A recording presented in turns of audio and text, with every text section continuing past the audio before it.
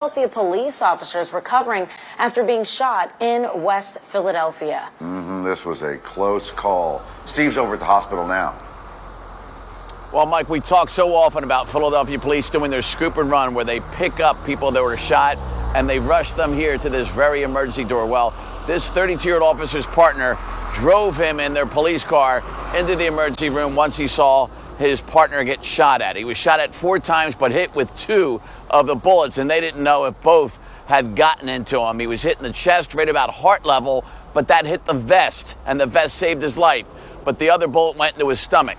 And what happened was they pulled over this Lexus 22 blocks here from the hospital. This is about 60th and Summer Streets, one of the side streets off of Market. And we don't know why they pulled them over. And the passenger guy in this car, there was a woman and another man in the car driving, but the passenger got out that front passenger door and first got into a fight with the officer that was riding in the passenger seat of the police car. They get into what's called a scuffle. Then the guy pulls out a gun and starts shooting at the officer.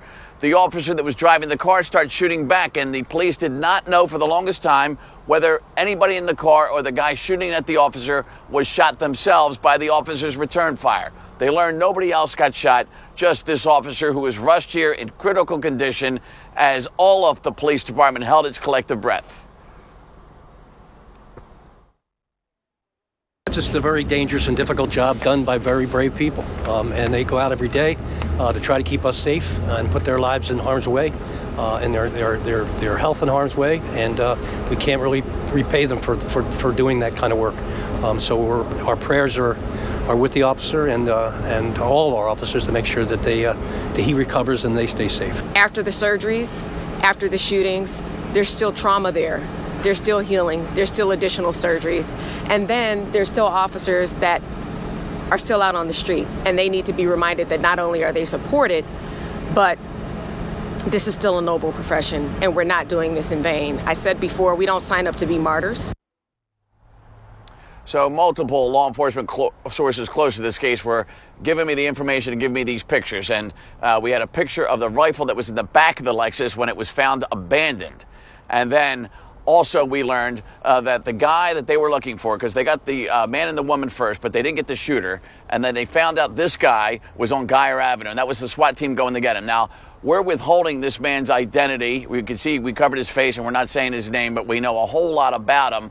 He had a warrant out already, but this guy was the guy they were looking for. And these pictures, Alex and Mike, they're from the body-worn camera of the officer who is here at the hospital. So he got close enough to get good shots with the camera that he wears right around his bulletproof vest, and that looks like the moment where the guy's getting his gun out that's ready to shoot him. So they had almost instantly got that video from the body-worn camera of the wounded officer and transferred it and got still pictures out to the entire police department and the SWAT team who were out looking for this guy. And you can see that right there, body-worn camera there with the date on it. And so that's how they were able to identify him. They matched the face up with a previous mugshot that they had of him, and they learned a whole lot of who they were looking for. And one of his last known addresses was 60th and Race Streets, about a block from where this shooting was. So it all ended peacefully. He did have a gun on him when he was arrested, and he didn't try to shoot any more cops.